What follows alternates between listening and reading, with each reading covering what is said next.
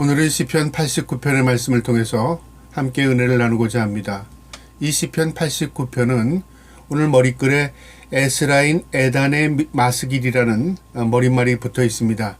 그러니까 에단이라는 사람의 기록한 시인데요. 이 사람은 어떤 사람인지 우리 알 수 없지만 아마 위기를 처한 이스라엘을 위하여 하나님 앞에 기도하고 또 하나님 앞에 이 찬양시를 통해서 하나님의 그 놀라운 구원의 은혜를 베풀어 달라는 간곡한 하나님 앞에 기도와 같은 시가 이 시편 89편입니다. 이 시편은 신정시라고 말하기도 하고 신정시 가운데 있는 비탄시라고 말하기도 합니다. 슬픔을 노래하는 것 같지만 그러나 하나님의 섭리와 주권을 인정하는 시가 이 89편입니다. 이 말씀을 통해서 어떠한 위기 가운데서도 하나님의 놀라운 은혜가 우리에게 있음을 그 약속을 믿고 기도할 수 있는 저와 여러분 될 수 있기를 주님의 이름으로 축복합니다. 오늘 시편 89편 1절에 내가 여호와의 인자하심을 영원히 노래하며 주의 성실하심을 내 입으로 대대에 알리리이다. 하나님의 그 신실하심을 내 입을 열어 만방에 고백하고 선포하겠다는 겁니다. 그러니까 하나님에 대한 섭리를 그는 붙드는 거죠. 2절에요. 내가 말하기를 인자하심을 영원히 세우시며 주의 성실하심을 하늘에서 경고히 하시리이다 하셨나이다. 하나님의 약속입니다. 하나님의 인자하심, 하나님의 성실하심을 내가 만방에 전하겠고 또 하나님의 그 약속이 나는 견고한 줄 믿습니다. 그러니까 믿음을 바탕으로 기도하는 것입니다. 이 시가 언제 기록되어 있는지는 우리는 추측을 하기를 이게 르호보암 시대가 아니면 아마 유다 말기였던 시드기야 시대가 아닌가 그렇게 추측을 합니다. 왜냐하면 이 시편 89편에 하나님의 구원을 호소하고 있고 적들로부터의 공격을 암시하고 있기 때문에 그렇습니다. 그래서 전쟁 와중에 적으로부터 공격 가운데 하나님 우리를 굽어 살피셔서 우리를 보호해 주시고 우리를 영원히 하나님 지켜달라는 하나님에 대한 절대절명의 그 위기를 고백하며 하나님의 구원을 호소하고 있기 때문에 그렇습니다. 3절에 보면 주께서 이르시되 나는 내가 택한 자와 언약을 맺으며 내 종 다윗에게 맹세하기를 내가 내 자손을 영원히 경고히 하며 내 왕위를 대대에 세우리로다 하셨나이다 셀라. 하나님이 우리 민족에게 다윗에게 그렇게 약속하셨다는 거죠. 그 약속의 기반이 뭐냐면 다윗의 언약, 다윗에게 한 그 약속, 그건 믿습니다 그 말입니다. 다윗에게 약속한 그 내용이 사무엘하 7장 5절부터 16절에 있는데요. 하나님께서 다윗에게 어떤 약속을 했냐면 먼저 다윗에게 왜 하나님께서 약속하셨냐면 다윗의 마음이 온전히 하나님을 향해 있었습니다. 그래서 하나님께서 그 마음을 받으시고 하나님께서 다윗에게 약속했을 뿐만 아니라 다윗의 후손을 통해서 영원히 끊이지 않는 약속을 하나님께서 약속하신 것입니다. 자, 제 근간이 되는 말씀을 한번 읽어볼 텐데요. 사무엘하 7장 1절부터 한번 천천히 읽어볼 테니까 잘 들어보시기 바랍니다. 7장 1절입니다. 여호와께서 주의 모든 원수를 무찌르사 왕으로 궁에 평안히 살게 하실 때에 왕이 선지자 나단에게 이르되 볼지어다 나는 백향목궁에 사는 하나님의 궤는 휘장 가운데 있도다. 다윗이 왕이 되고 이제 하나님의 그 법궤를 성막에 안치했습니다. 그리고 하나님께서 그를 축복해서 그가 평안한 왕위를 유지하면서 살게 하신 것이죠. 전쟁에서 모든 것 승리하게 하시고요. 그러니까 다윗의 마음에 무슨 마음이 들었냐면 하나님 내가 하나님의 은혜로 이렇게 편안히 지낼 수 있는데 내 마음이 하나님을 저렇게 장막에 모신 것이 내가 참 불편합니다. 나는 이렇게 좋은 왕궁에서 사는데 하나님을 저런 장막에 모신다는 게 내가 마음에 좀 하나님 꺼리찍스럽습니다. 그러면서 하나님 앞에 뭐라고 말하는 내가 하나님의 전을 짓게 허락해달라고 한 겁니다. 3절에요. 나단이 왕께 이르되 여호와께서 왕과 함께 계시니 마음에 있는 모든 것을 행하소서 하니라. 하나님께서 나단 선지자에게 내가 하고 싶은 얘기 한번 해봐라 그 말이죠. 그날 밤에 여호와의 말씀이 나단에게 임하여 이르시되 가서 내 종 다윗에게 말하기를 여호와께서 이와 같이 말씀하시되 내가 나를 위하여 내가 살 집을 건축하겠느냐. 하나님께서 다윗의 기도를 들으시고 나단 선지자를 통해서 말씀하시는 겁니다. 네 마음의 소원을 내가 들었는데 네가 그 마음 그 나의 집을 짓겠다고. 그러니까 성전이죠. 성전을 짓겠다는 마음 내가 받았는데 네가 과연 내가 지을 집을 내가 기거할 집을 짓겠느냐? 그걸 반문하는 겁니다. 네가 진짜 그런 마음이냐? 그렇게 하나님 물으신 겁니다. 선지자를 통해서요. 6절에 내가 이스라엘 자손을 애굽에서 인도하여 내던 날부터 오늘까지 집에 살지 아니하고 장막과 성막 안에 거하더니, 무슨 말씀이냐면 하나님께서 그동안 너희 조상 때부터 하나님께서 어떤 기거할 장소를 정하시고 그것에 기거하지 않았다 그 말이죠. 그 당시에 이방신들은 모두 성전이나 어떤 장소에 그들을 모셨습니다. 그러니까 이방인들의 사고는 그들의 신을 섬기는 장소가 있었습니다. 그런데 하나님은 어떤 국한된 장소에 계신 분이 아니라 무소부지하십니다. 어디에나 계신 하나님이십니다. 이스라엘 민족에 그렇게 가르쳤습니다. 하나님은 스스로 계시는 분이고 하나님은 만물을 창조하신 분입니다. 그런데 이스라엘 민족은 하나님을 모시고 싶어 했습니다. 특별히 다윗은 하나님을 잘 모시고 싶었던 거죠. 그래서 하나님이 기거하시는 성전을 짓고 싶었던 겁니다. 하나님 그 마음 아십니다. 그래서 하나님 반문하신 겁니다. 내가 그동안 무슨 장막이나 성막에 기거한 적이 있었느냐 그 말이죠. 7절에 이스라엘 자손과 더불어 다니는 모든 곳에서 내가 내 백성 이스라엘을 먹이라고 명령한 이스라엘 어느 지파들 가운데 하나에게 내가 말하기를 너희가 어찌하여 나를 위하여 백향목집을 건축하지 아니하였느냐고 말하였느냐. 어떤 지파에게도 12지파 가운데 어떤 지파에게도 내가 내 기거할 성막을 짓지 않았냐고 책망한 적이 있느냐 그 말이죠. 한 번도 하나님은 자신의 어떤 기거할 처소를 지어달라고 말씀하시지도 않았고요. 지시한 일도 없었다 그 말이죠. 그런데 다윗은 하나님의 전을 짓고 싶어하는 그 마음을 하나님이 아신 겁니다. 그래서 하나님께서 그렇게 반문해 주신 겁니다. 8절에 그러므로 이제 내 종 다윗에게 이와 같이 말하라. 만군의 여호와께서 이와 같이 말씀하시기를 내가 나를 목장 곧 양을 따르는 데에서 데려다가 내 백성 이스라엘의 주권자로 삼고, 하나님께서 이제 다윗의 그 마음을 받으시고요. 하나님이 약속하시는 겁니다.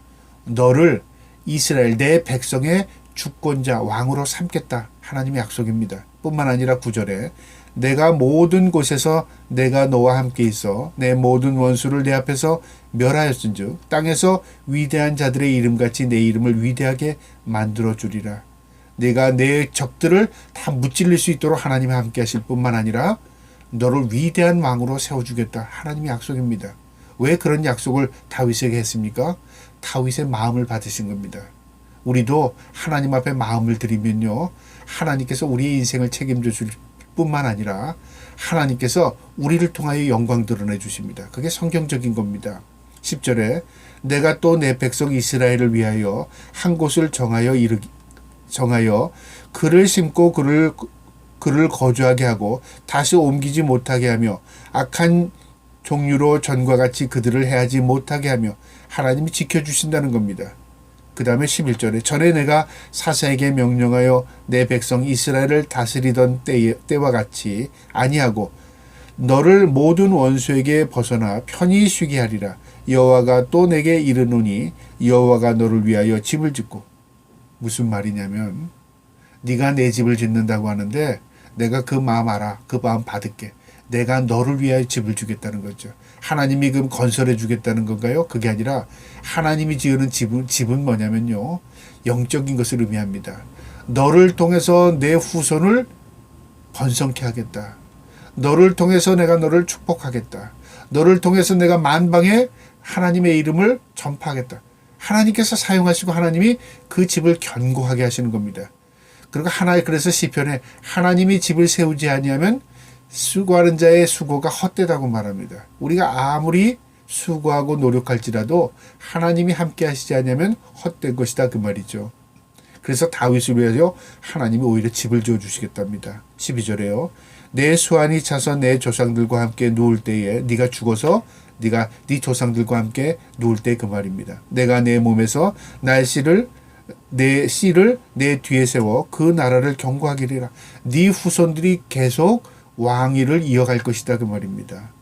그러니까 당대뿐만 아니라 후손에게 계속 왕위를 이어가겠다는 거죠. 13절에 그는 내 이름을 위하여 집을 건축할 것이요 나는 그의 나라 왕을 나는 그의 나라 왕 위를 영원히 경고하기를 네 후손이 내가 기거할 내 임재의 장소인 성전을 지을 것이고 나는 그 후손들을 계속 이어가겠다 그 말입니다. 14절에 나는 그에게 아버지가 되고 그는 내게 아들이 되리니 그가 만일 죄를 범하면 내가 사람의 매와 인생의 채찍으로 징계하려니와. 놀라운 말입니다. 신이신 하나님께서 우리의 아버지가 되어주신답니다. 인간 피조물이 하나님 창조주의 아들이 된다는 거죠. 부자관계로 이어집니다. 세상에 어떤 신도 인간과 그 신이 부자관계를 이루는 건 없습니다. 지배관계입니다. 종속관계입니다. 그런데 창조주 하나님은요, 피조물인 인간을 하나님이 택함 받은 백성을 자식으로 삼아주십니다. 그래서 우리는 하나님을 아버지라고 고백하며 하나님 앞에 우리의 모든 것을 맡기며 하나님께 간구할 수 있는 것입니다.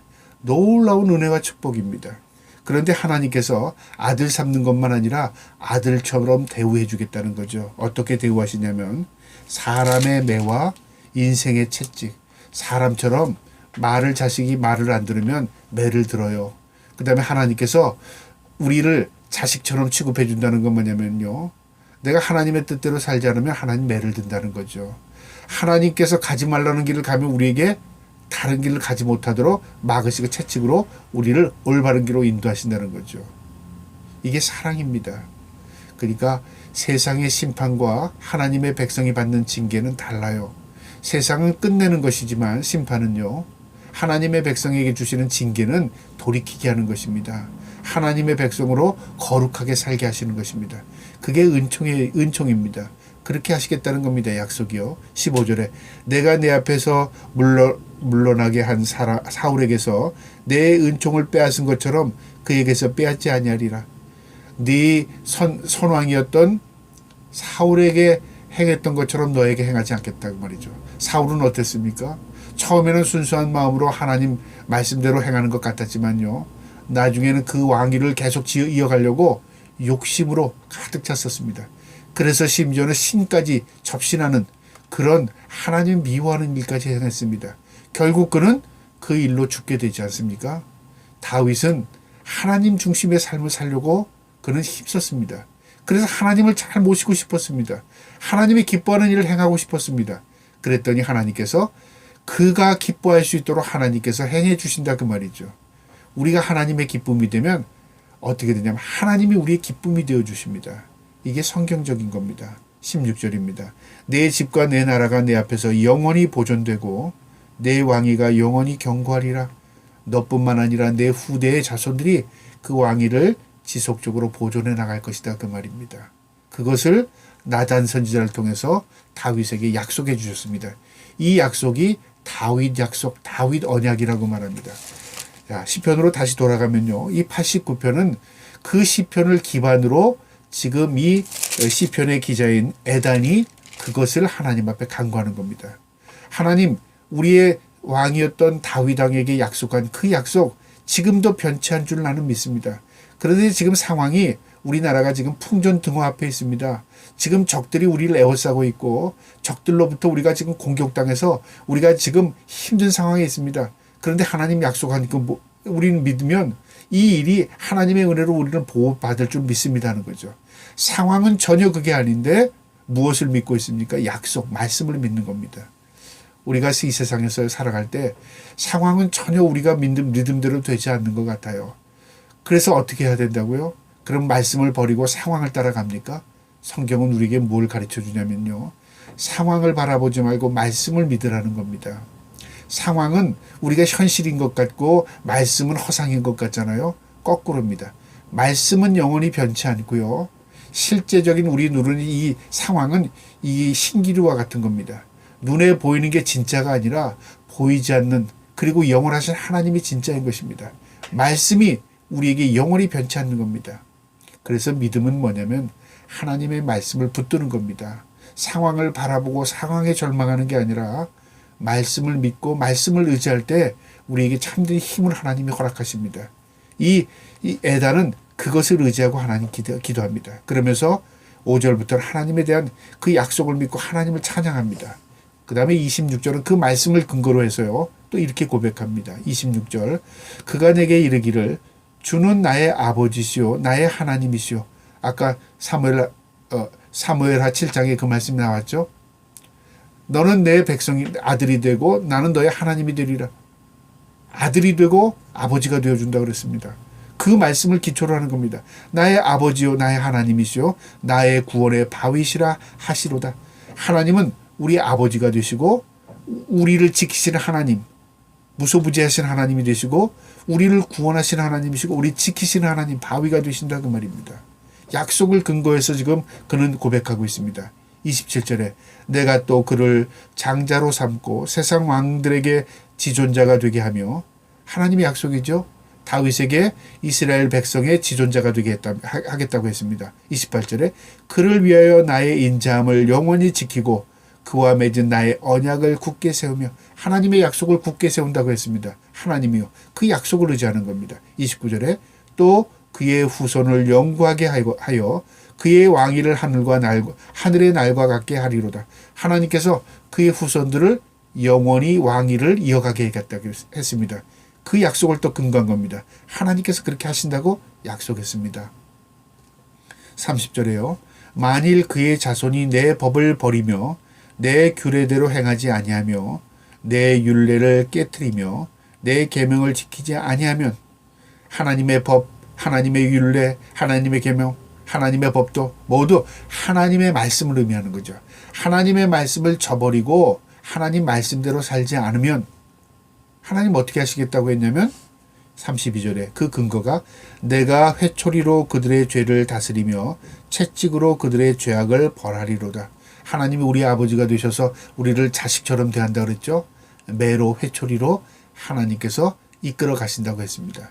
그래서 이스라엘 민족이 때로는 외부로부터 공격을 받게 되고 때로는 심한 혼란 가운데 쌓이기도 했지만 그들이 망한 것이 아니라 하나님께서 그들을 통해서 돌이키게 하시는 반복적인 회개의 음성이었습니다.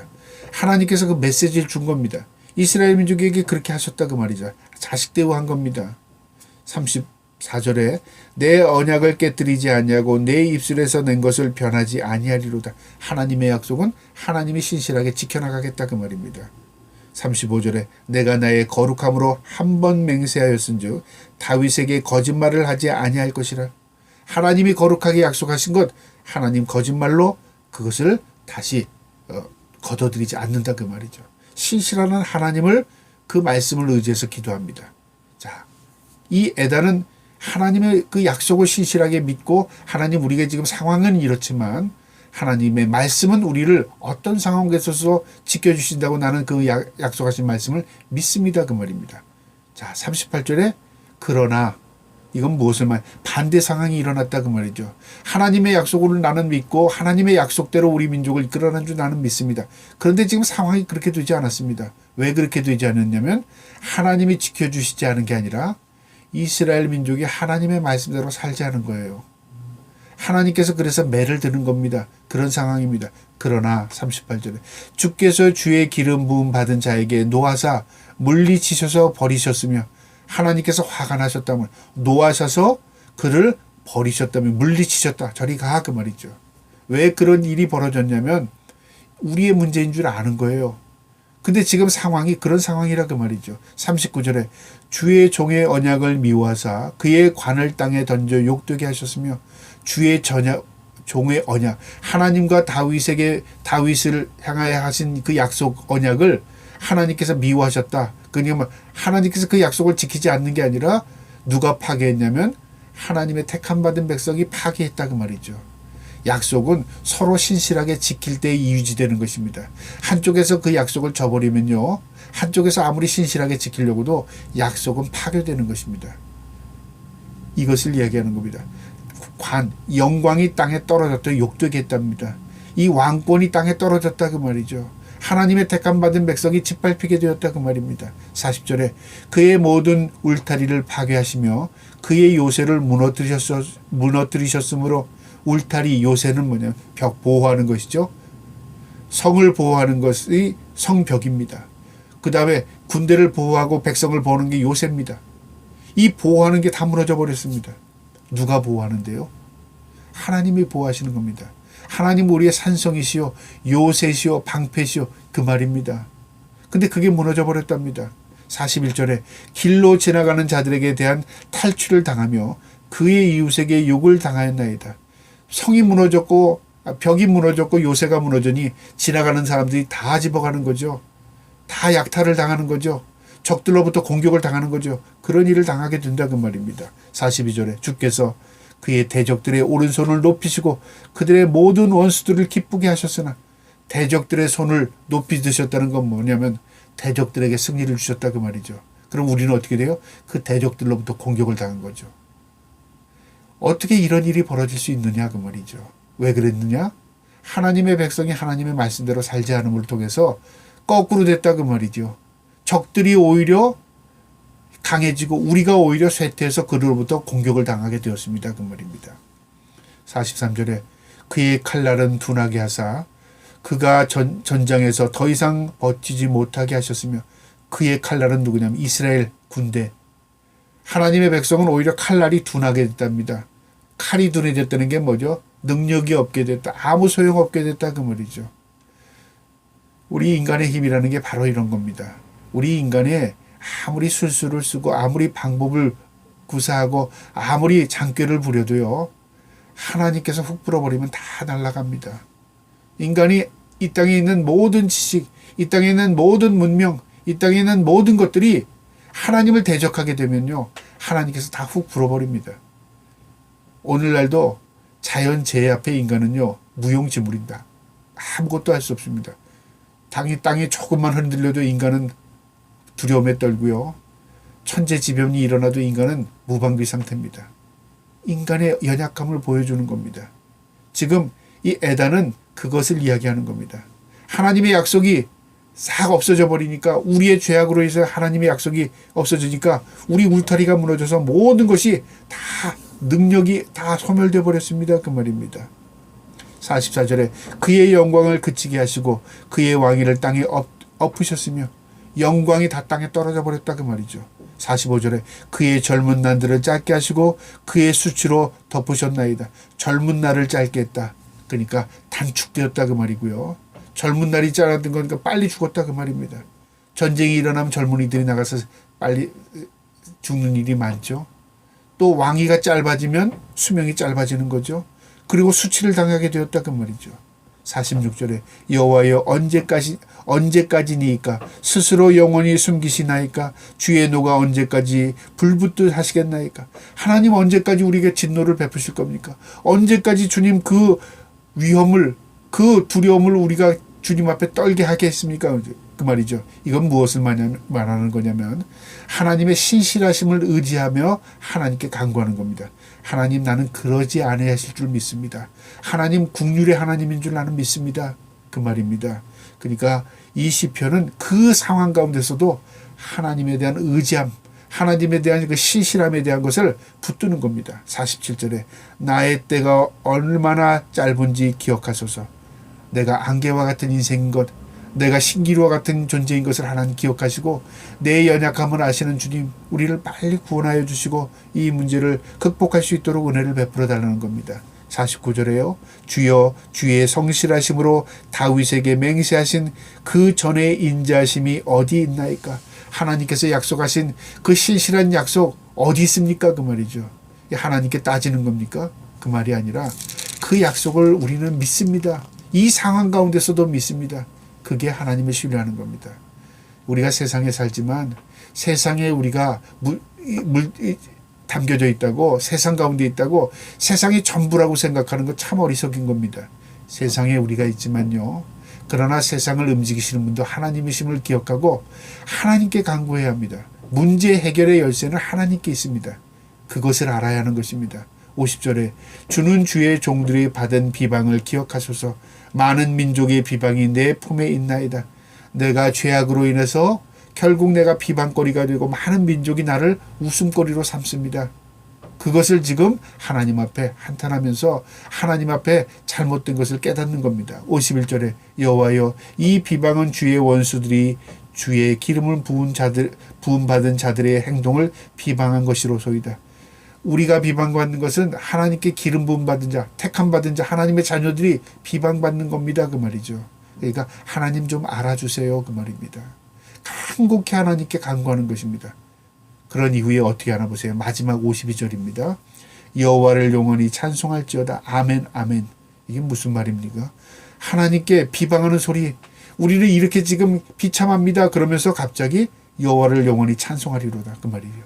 무슨 말이냐면 나는 지금 이렇게 절망 가운데 있지만 그러나 내가 절망하고 내가 지금 고통스럽다고 해서 하나님이 비방받아야 될 분이 아닙니다. 하나님은 영광 받으시기에 합당하신 분이고 우리가 어떤 상황 가운데서도 하나님 찬송 받으시기에 합당하신 분입니다. 하나님의 주권적인 하나님의 그 권위를 인정하면서 이 시편을 마치는 겁니다. 우리의 상황은 전혀 그런 상황이 아닐지라도 하나님 어떤 상황에도 하나님은 찬송 받으시기에 합당한 분이십니다. 그러면서 아멘을 2번 반복했습니다.